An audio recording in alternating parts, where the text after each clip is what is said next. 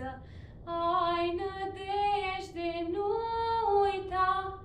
Cel ce pâinea o înmulțește, știe îngrijorarea ta. Roagă-te și crede, cel ce totul vede, nu te va lăsa. Roagă-te și crede, cel ce totul vede, nu te va lăsa.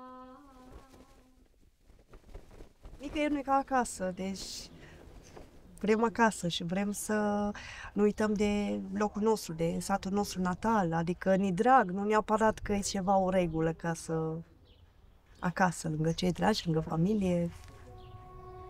Da.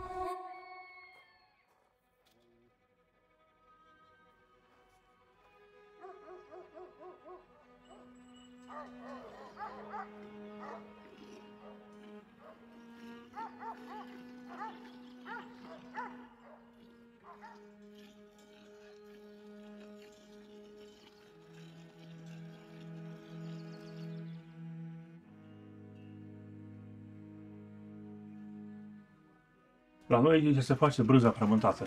În multe locuri nu se face, numai cât să dă cheaga lapte și să bagă stregătoare, un fel de telemea. În multe locuri se face. Dar la noi se face brânză frământată. E un proces. Îl scoți afară în budăcuță, îl drobești, îl scoți dântuitul din el, care noi facem balmul și dântuit. Da, e un proces mai aparte la noi aici.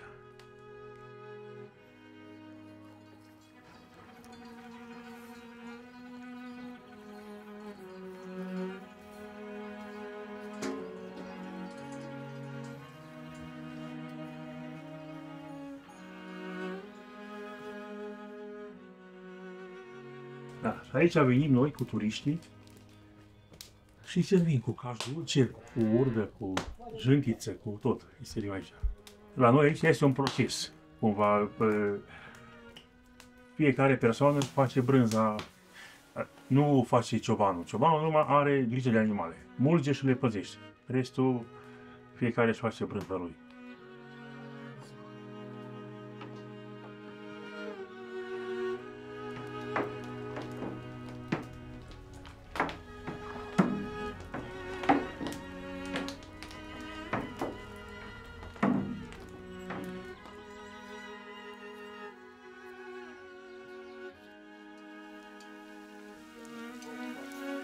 Când avem turiști, apoi facem pași în taș, venim cu ei și stelă. Da. Le prezentăm și obiceiurile la noi. Cum se urge vaca, cu copiii vin, participă la procesul de cum se face brânza. E un lucru aparte.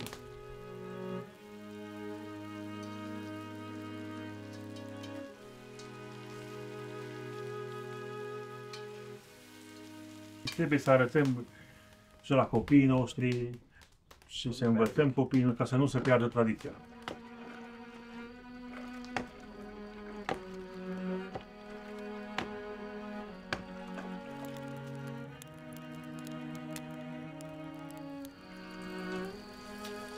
Mă răstoarnă.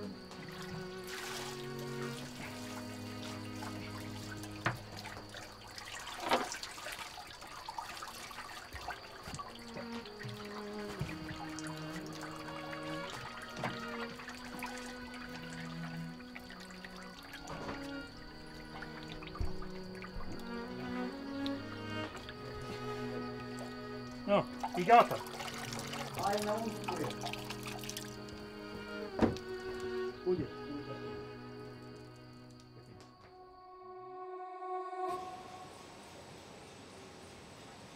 Noi avem o colaborare foarte bună cu punctul gastronomic. Sunt oameni calți, primitori, își primesc cu mare drag oaspeții și îi tratează cum cred că n-au fost tratați poate niciodată. Avem cel mai mic sau printre cele mai mici rezidu sec, o apă echilibrată, nu se face niciun tratament la ea, nu se face absolut nimic decât filtrarea mecanică. Proprietățile ei sunt de multe ori chiar curative, deci fără să ai suflet, deci numai să faci o acțiune mecanică, să vii, să îmbuteliezi, să faci foraje, să colectezi apa, nu faci nimic.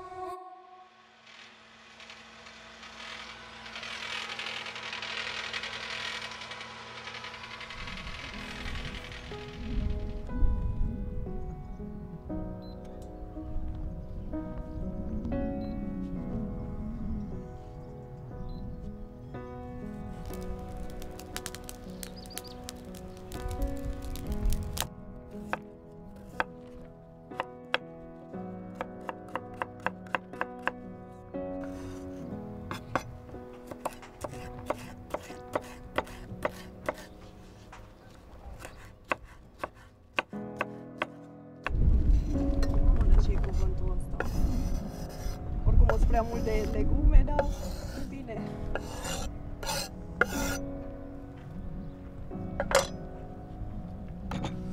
No. O să pun așa.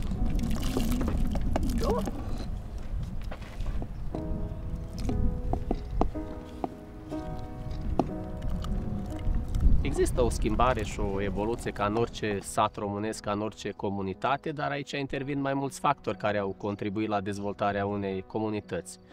Vorbim în primul rând de oamenii locului care și-au păstrat tradiția, și-au păstrat cultura, și-au păstrat obiceiurile și toată această modernizare care a intrat în viața lor, de fapt, au dus la un nou contur, o altă față acestei comunități, dar, repet, s-au păstrat acele lucruri din vechime preluate de la bunici, de la străbunici.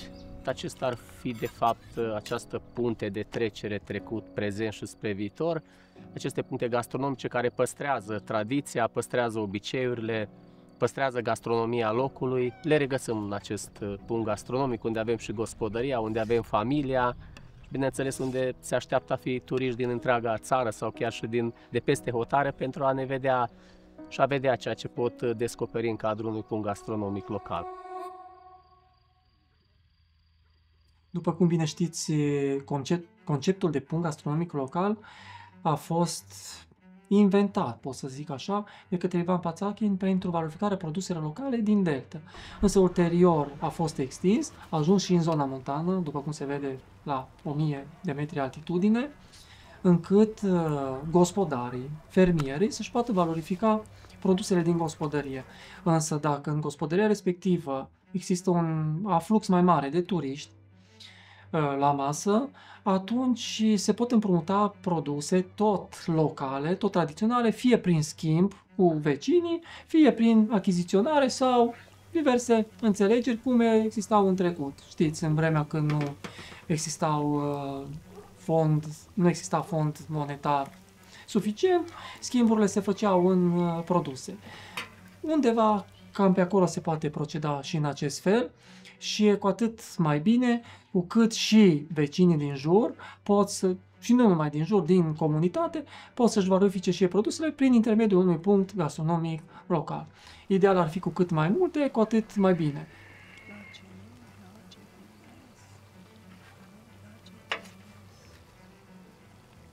Noi ne regăsim cu toții aici și e acea legătură între gastronomia cu care am crescut noi, actuală, și o convingere că și în viitor se perpetuează acest lucru, mai ales că e căutat din ce în ce mai de către mult mai multă lume. Ați văzut, nu numai că este un trend, este o realitate și o conștientizare a produselor ecologice, a produselor naturale pe care se pot obține într-o gospodărie tradițională, situată într-o zonă de puritate maximă.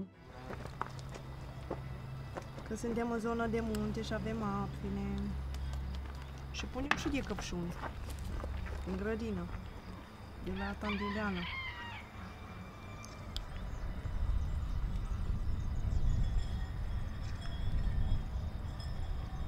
Gata. E bun.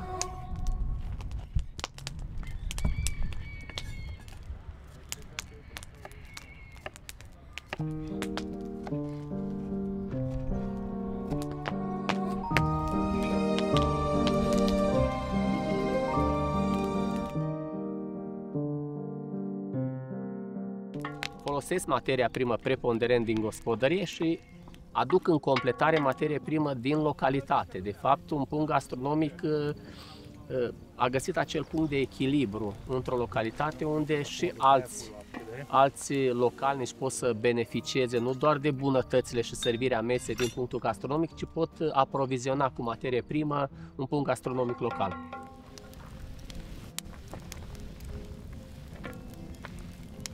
Clar, orice punct gastronomic va scoate în evidență și obiectivele turistice. Pentru că orice musafir, orice turist care va veni în gospodărie până se va pregăti masa, el are acel răgaz de a vizita împrejurimile din localitate și unde se poate duce? Către o biserică, către un izvor de apă minerală, către un traseu de creastă, efectiv o plimbare prin localitate. Suntem în plină vară, a început recoltatul fânului, natura este foarte vie în această perioadă și, repet, sunt atâtea oportunități.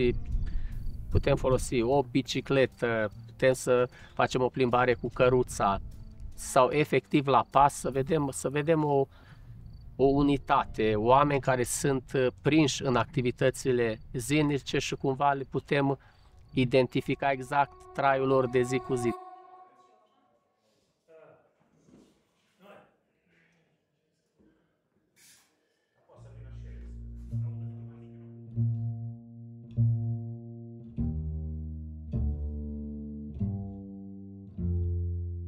Când te afli în vremuri grele, nu cârti și nu uita, cel ce-a liniștit furtuna știe de încercarea ta. Roagă-te și crede-mi, cel ce totul vede nu te va lăsa. Roagă-te și crede-mi, cel ce totul vede nu te va lăsa. Când îți vezi pierduți copii, ai nădejde, nu uita, cel ce știe tot ți află, știe rugăciunea ta. Roagă-te și crede-mi, cel ce totul vede nu te va lăsa. Roagă-te și crede-mi, cel ce totul vede nu te va lăsa. Când te afli în vrem de lipsă, ai nădejde, nu uita, cel ce pâinea o înmulțește știe îngrijorarea ta. Roagă-te și crede-mi, cel ce totul vede nu te